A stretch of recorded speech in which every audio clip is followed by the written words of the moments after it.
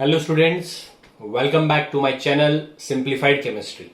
So my dear students, let us start the preparation of phenol from cumene.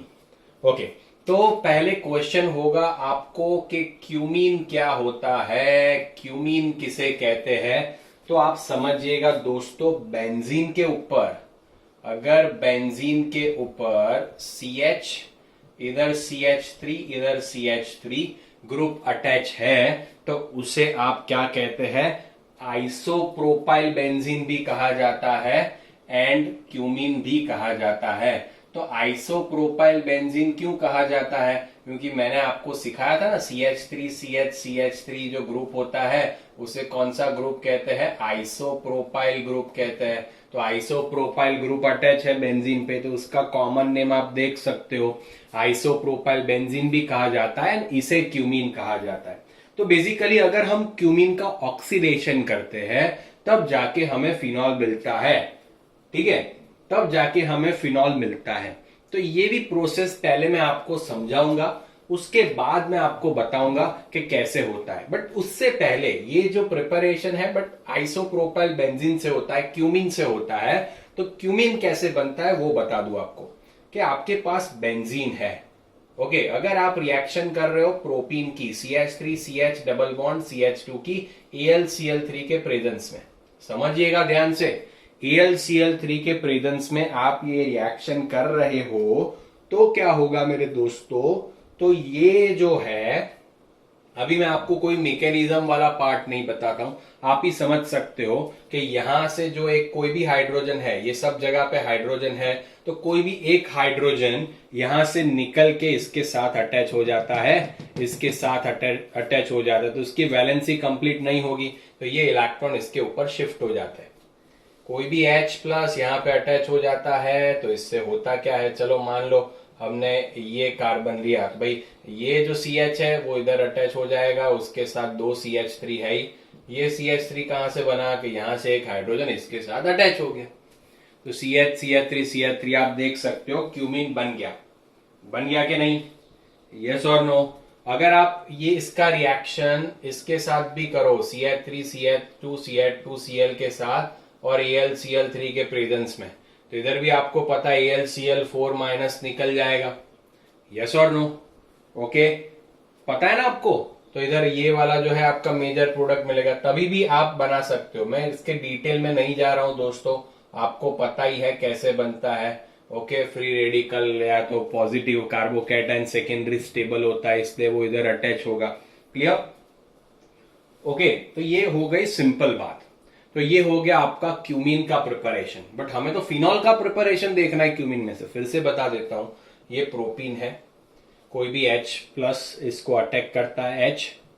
Clear? तो it means ये जो है वो इधर कहीं जहीं से, यहां से H निकला हो तो ये इधर अटैच हो जाता है, वैलेंसी कंप्लीट करने के लिए यहां से निकला हो तो हमें मिल जाता है क्यूमीन. CH3 CH2 Cl है तो AlCl4 माइनस निकल जाता है, ये पूरा पार्ट प्लस निकल जाता है. आपको पता है कि भाई इसमें हाइड्राइड शिफ्ट होता है तो ये इधर आ जाएगा. तो ये ज्यादा स्टेबल कौन रहेगा, CH3 CH वाला ज्यादा स्टेबल रहेगा.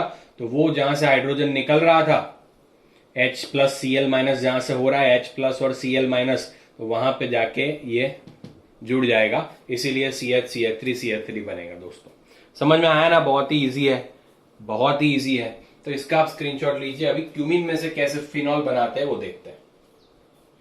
डन?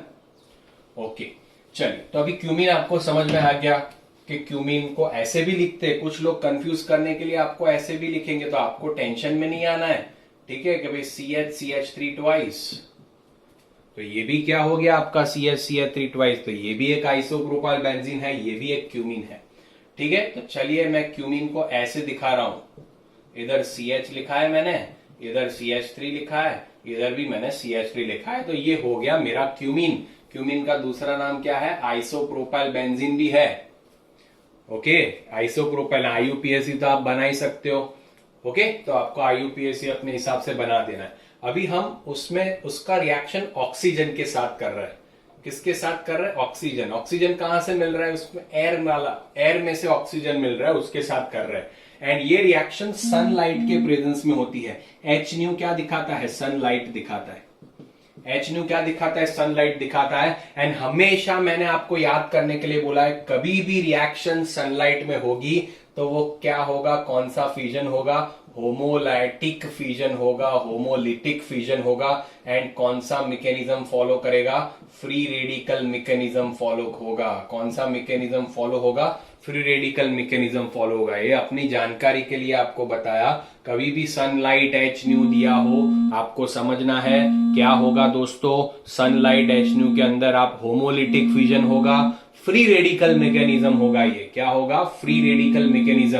तो आइए दोस्तों देखते हैं होता क्या है। ओके, मैकेनिज्म हम बाद में देखेंगे, ठीक है, मैकेनिज्म हम बाद में देखेंगे दोस्तों, ठीक है, मैकेनिज्म हम बाद में देखेंगे। Is it clear to you? अभी खाली हम इसको पढ़ेंगे। हमें एक दूसरा इंटरमीडिएट इधर मिलता है, क्या मिलता है देखिए। अगर इसका रिएक्शन O2 के साथ करते हैं, अगर इसका रिएक्शन हम O2 के साथ करते हैं तो ये C और H के बीच में 2 ऑक्सीजन आ जाते हैं। मैं मैकेनिज्म से आपका सारे डाउट क्लियर करूंगा। क्या मैं 2 CH3 को ऐसे लिख सकता हूं? तो 2 CH3 को ऐसे लिख दिया। अभी H के बीच में ये 2 ऑक्सीजन आ जाते हैं, पैरोक्साइड बॉन्ड फॉर्म करते हैं। ये एक पैरोक्साइड बॉन्ड है। कुछ लोग इसको ऐसे दिखा देते हैं COOH, नहीं, गलत है ये। COOH में तो क्या होता है, C double bond O and OH होता है। तो ये गलत बात है, ये गलत बात है, आप नहीं बता सकते इसको, ठीक है। तो आप हमेशा याद रखना ये पैरोक्साइड बॉन्ड है। ओके, एंड इसका नाम भी बहुत ही इंपॉर्टेंट है, इसे क्यूमीन हाइड्रो पैरोक्साइड कहा जाता है। क्यूमीन हाइड्रो पैरोक्साइड कहा जाता है। इसे क्या कहते हैं हम, क्यूमीन हाइड्रो पैरोक्साइड कहते हैं दोस्तों, cumene hydro peroxide. Is it clear? And अभी सिंपल आपको कुछ नहीं करना है, आपको कुछ नहीं करना है, आप समझिए। अभी आपको एसिडिफिकेशन करना है, एसिडिफिकेशन करना है। तो एसिडिफिकेशन आप किसी के भी साथ कर सकते हो, H+H2O या तो डाइल्यूट H2SO4 या तो HCl। इट मीन्स आपको H+ देना है। तो अगर आप H+ दोगे तो आपको एक बहुत ही इंपॉर्टेंट सा कंपाउंड मिलेगा फिनॉल, एंड उसके साथ CH3COCH3 एसीटोन भी रिलीज होता है। ये बहुत ही बार पूछते हैं, समझाऊंगा कैसे हो रहा है। खाली ये रिएक्शन अभी आपको ऐसी है याद रखनी है कि भाई आपके पास क्यूमीन था, आपने एयर के प्रेजेंस में O2 के साथ रिएक्शन कराया सनलाइट के प्रेजेंस में, तो ये क्यूमीन हाइड्रोपेरोक्साइड बनता है। उसका आप एसिडिफिकेशन करवाते हो H+H2 या डाइल्यूट H2SO4 के प्रेजेंस में, तो आपको एसीटोन एंड फिनॉल मिलता है। अभी एसीटोन क्यों मिला, कैसे मिला, वो सारी चीजें आपकी क्लियर होगी मैकेनिज्म के बाद, ठीक है। इतना समझ में आ गया हो तो प्लीज स्क्रीनशॉट ले लीजिए, क्योंकि बहुत ही इजी है, इसमें कुछ नया नहीं है, बहुत ही इजी है, ठीक है। अभी इसका मैकेनिज्म देखते हैं तो आपका सारा का सारा डाउट क्लियर हो जाएगा। मैकेनिज्म देखते हैं, ठीक है दोस्तों। तो इसका स्क्रीनशॉट ले लो। ओके, तो अभी मैकेनिज्म से आपके सारे डाउट क्लियर हो जाएंगे, ऐसा क्यों बन रहा है, क्या हो रहा है। तो यही बात तो समझने की है, ऑर्गेनिक केमिस्ट्री का यही तो मजा है। तो आइए देखते हैं उसका मैकेनिज्म, उसका मैकेनिज्म देखते हैं दोस्तों, ठीक है। तो मैकेनिज्म में होता क्या है, तो देखिए पहले तो क्यूमीन बना देते हैं हम। ओके, चलिए, तो क्यूमीन में CH को ऐसे दिखा रहा हूं, एक CH3 इधर दिखा रहा हूं, एक CH3 इधर दिखा रहा हूं, ठीक है। तो ये मैंने क्या बता दिया, क्यूमीन बता दिया। अभी ऑक्सीजन है, O2 है, तो O2 को O डबल बॉन्ड O लिख सकते हैं। एंड इधर मैंने बताया H न्यू है, H न्यू मीन्स क्या होता है, सनलाइट, तो होमोलिटिक फिजन, तो पाई बॉन्ड टूटता है, ये इलेक्ट्रॉन अपने पास ले लेता है, ये इलेक्ट्रॉन अपने पास ले लेता है। एंड एक बात हमेशा आपने याद रखी होगी कि जब भी फ्री रेडिकल फॉर्म होता है तो सब जगह पे फ्री रेडिकल ही फॉर्म होता है। ओके, सब जगह पे क्या होता है, फ्री रेडिकल ही फॉर्म होता है। तो होता क्या है कि ये अपना इलेक्ट्रॉन वापस ले लेगा, ये अपना इलेक्ट्रॉन वापस ले लेगा, तो बनेगा कैसा, O सिंगल बॉन्ड O बनेगा, ये भी एक फ्री रेडिकल बन जाएगा, ये भी एक फ्री रेडिकल बन जाएगा। समझ में आ रहा है, इसने अपना इलेक्ट्रॉन वापस ले लिया, इतना अपना इलेक्ट्रॉन वापस ले लिया, ये भी एक फ्री रेडिकल, ये भी एक फ्री रेडिकल। समझ में आ रहा है कि नहीं? अभी ये जो फ्री रेडिकल है वो कार्बन को अटैक कर रहा है, कार्बन भाई साहब को अटैक कर रहा है, तो इधर भी होमोलिटिक फ्यूजन होगा, ये इसका इलेक्ट्रॉन इधर, इसका इलेक्ट्रॉन इधर। होमोलिटिक एक बार हो गया तो जो सारा होमोलिटिक ही होगा, आपको पता होना चाहिए ये बात, ठीक है। तो एक कार्बन पे जाएगा, एक हाइड्रोजन पे जाएगा, तो ये हाइड्रोजन निकल जाता है, हाइड्रोजन फ्री रेडिकल निकल जाता है, हाइड्रोजन फ्री रेडिकल निकल जाता है। तो होता क्या है देखिएगा, देखिएगा क्या होता है, बराबर, बहुत ध्यान से। C इधर CH3 एंड CH3 तो है ही। अभी ये भाई साहब ये कार्बन का फ्री रेडिकल बन गया। अभी इधर क्या होगा, carbon free radical, hydrogen free radical, but carbon तो इसके दूसरे कार्बन के साथ अटैच है। समझ में आ रहा है ना मैं क्या कह रहा हूं? ओके, समझिएगा, ये बहुत ही इंपॉर्टेंट बात है। ओके, कार्बन तो इसके साथ अटैच है, हाइड्रोजन निकल जाता है फ्री रेडिकल लेके। ठीक है, तो एक हाइड्रोजन फ्री रेडिकल निकला, ये इधर फ्री रेडिकल अटैच हो जाएंगे OO, एंड ये जो हाइड्रोजन फ्री रेडिकल है वो वापस इसके साथ अटैच हो जाता है। तो अभी आप देख सकते हो ये पैरोक्साइड बॉन्ड कहते हैं, क्योंकि एक ऑक्सीजन दूसरे ऑक्सीजन के साथ सिंगल बॉन्ड से अटैच हो उसे क्या कहा जाता है, पैरोक्साइड कहा जाता है। अभी समझ में आया दोस्तों आपको क्या मिल रहा है? इधर इधर आपको मिल रहा है क्यूमीन हाइड्रोपेरोक्साइड, क्यूमीन हाइड्रोपेरोक्साइड। समझ में आया ना क्यों? समझ में आया ना? होमोलिटिक फिजन हुआ, इसने अपना इलेक्ट्रॉन वापस लिया, इसने अपना इलेक्ट्रॉन वापस लिया, ये दोनों के बीच में सिंगल बॉन्ड आया, ये भी फ्री रेडिकल बना, ये भी फ्री रेडिकल बना। इधर भी होमोलिटिक फिजन हुआ, H फ्री रेडिकल निकला, C फ्री रेडिकल इधर ही रहा क्योंकि इसके साथ अटैच है, तो इसने इसको अटैक किया तो O तो अटैच हो ही गए, एंड ये जो फ्री रेडिकल था वो ये फ्री रेडिकल के साथ अटैच हो गया, एंड इधर आपको पेरोक्साइड लिंकेज वाले कंपाउंड मिला जिसे हम कहते हैं क्यूमीन हाइड्रोपेरोक्साइड। क्या कहा जाता है? Cumene hydroperoxide. Is it clear दोस्तों? ओके, क्या कहा जाता है? Cumene hydroperoxide. अभी क्या मैं ऑक्सीजन के ऊपर ऐसा दिखा सकता हूं कि उसके पास दूसरे एक एक जो फ्री इलेक्ट्रॉन से लोन पे है उसको भी हम आराम से दिखा सकते हैं। अभी आपको कुछ नहीं करना है, क्लियर? ओके, तो आपको खाली H+ के साथ रिएक्शन करवाना है। H+ on water, it means acidification करना है। तो एसिडिफिकेशन से होगा क्या, समझिएगा, हाँ बहुत ध्यान से। एसिडिफिकेशन से होगा क्या कि ये H+ जो है वो ये ऑक्सीजन के साथ अटैच हो जाएगा। ये H+ जो है, ओके क्लियर, तो वो H+ के साथ अटैच हो जाएगा। तो ऐसा क्यों हुआ? तो ये H+ इधर ही अटैच क्यों हो रहा है? ये H+ इधर अटैच क्यों नहीं हो सकता? ये H+ इधर अटैच क्यों नहीं हुआ, इधर ही अटैच क्यों हुआ? बताइए, चलिए। Okay, understood? तो चलिए, तो ये H+ जो है मैं बताता हूं, पहले आप मैं लिख लेता हूं। ओके, तो इधर क्या होगा, C, इधर CH3, इधर CH3, O के साथ H और H, और ये पॉजिटिव चार्ज।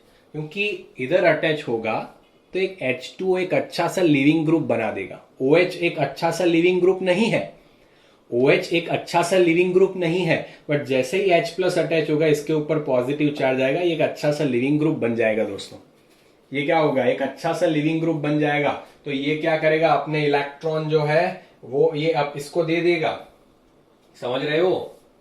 ओके, एंड ये क्या करेगा, ये यहां से निकल जाएगा एंड ये इसके इलेक्ट्रॉन इधर दे देगा, क्योंकि अभी ये अच्छा सा लिविंग ग्रुप बन गया है। समझ रहे हो? समझ रहे हो कि नहीं? क्लियर? Okay, understood? तो यहां से H2O निकल गया, ये तो बात हो गई। अभी बचा क्या? अभी इधर क्या होता है, दो पॉसिबिलिटी है।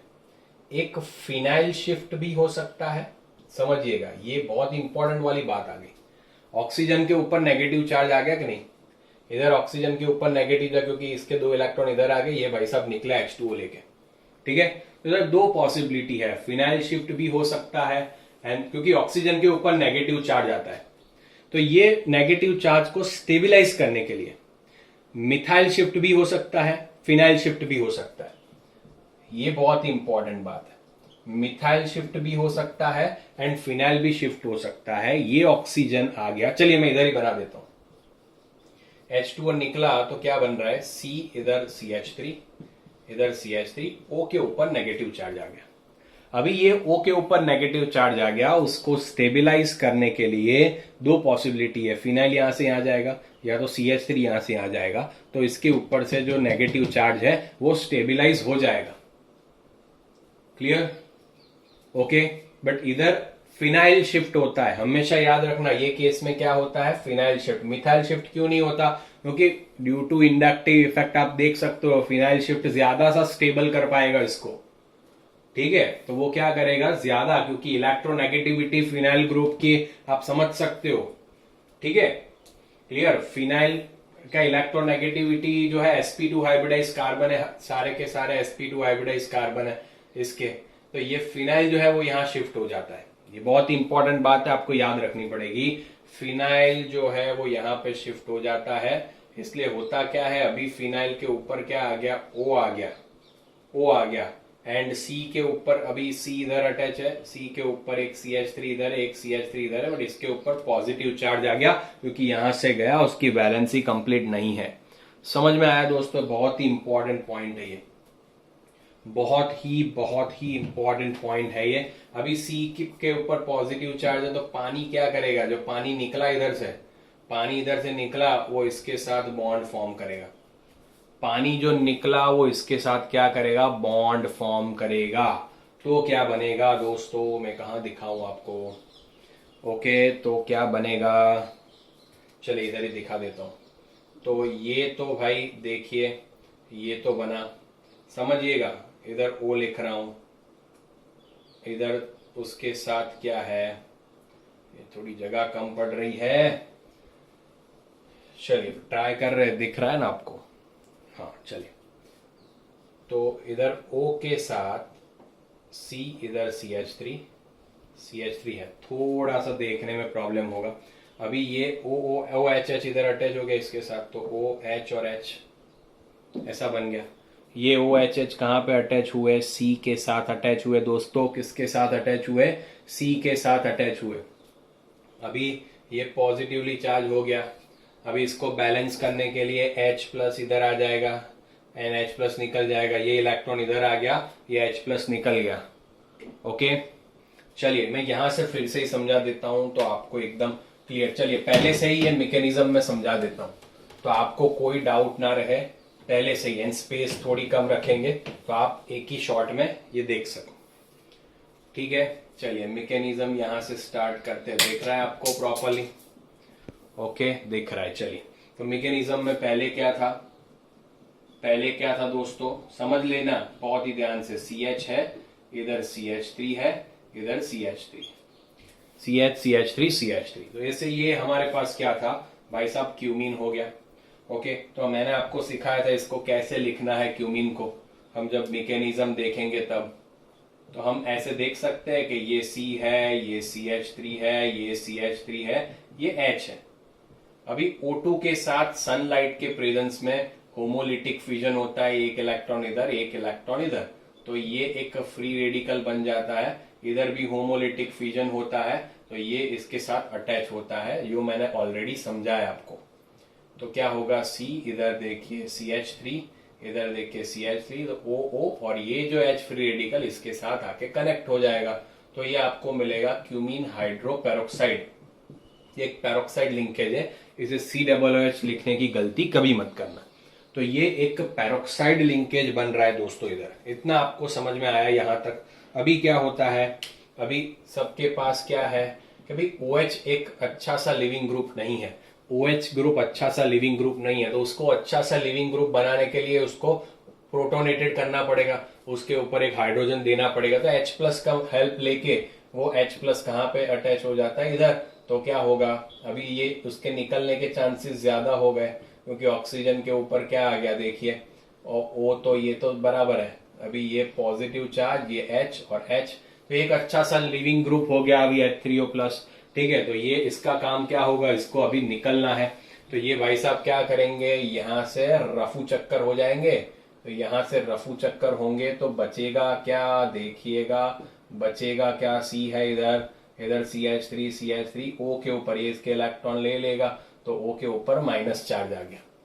O के ऊपर कौन सा चार्ज आ गया, माइनस चार्ज आ गया। अभी हमें उसको स्टेबिलाईज करना है, तो दो पॉसिबिलिटी है, ये मिथाइल भी शिफ्ट हो सकता है, फिनाइल भी शिफ्ट हो सकता है, बट इसकी इलेक्ट्रोनेगेटिविटी ज्यादा है, and due to inductive effect and that factors phenyl shift होता है इधर।